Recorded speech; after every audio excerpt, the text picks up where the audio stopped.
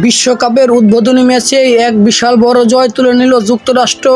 অনেকটা সাদাসিধাভাবে যুক্তরাষ্ট্রের মাটিতে শুরু হয়েছে টি-20 বিশ্বকাপের নবম আসর। কোনো আনুষ্ঠানিকতা নেই তো কি হয়েছে, ক্রিকেট যে দিন শেষে মাঠেই খেলা, মাঠের পারফরমেন্স এর আসল সৌন্দর্য, সেটা যেন জানান দিল আইসিসি দুই সহযোগী দেশ কানাডা ও যুক্তরাষ্ট্র। সহযোগী দেশ হিসেবে টি-20 বিশ্বকাপের সর্বোচ্চ 194 রান তুলেছিলেন কানাডা, যা যুক্তরাষ্ট্র 14 বল এবং 7 উইকেট হাতে রেখেই সহজ ব্যবধানে জিতে গেছে।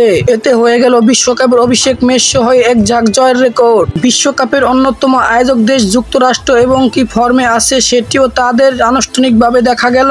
কানাডাকে 4-0 ব্যবধানে সিরিজ হারানোর পর আইসিসির পূর্ণ সদস্য দেশ বাংলাদেশকে 2-1 ব্যবধানে হারায়। বলতে গেলে উড়ন্ত ফর্মে আছে মেগা আসরের স্বাগতিকরা।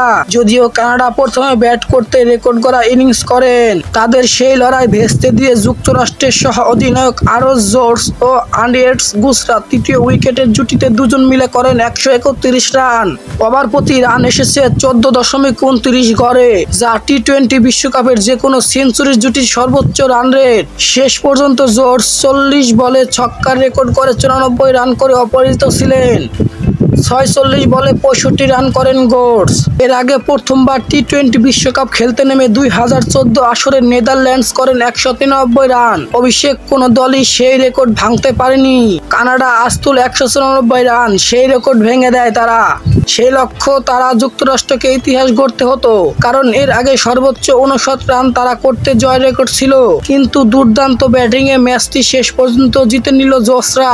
অথচ ব্যাটিংয়ের মতো বোলিংয়ের শুরুটাও দারুণ ছিল কানাডার। প্রথম 7 ওভারে মাত্র 45 রান তুলেই তারা যুক্তরাষ্ট্রের 2 উইকেট তুলে নেয়। সে কারণে শেষ 13 ওভারে যুক্তরাষ্ট্রের প্রয়োজন ছিল 150 রান। এরপর ধীরে ধীরে কানাডার নিয়ন্ত্রণ কেড়ে নিতে শুরু করেন 4 নম্বরে নামা জোর্জ। মাত্র 22 বলে তিনি করেন 50, যা টি-20 ক্রিকেটে যুক্তরাষ্ট্রের দ্রুততম 50 রেকর্ড। পুরো ম্যাচের চেহারা পাল্টে দেয় এই ইনিংসেই।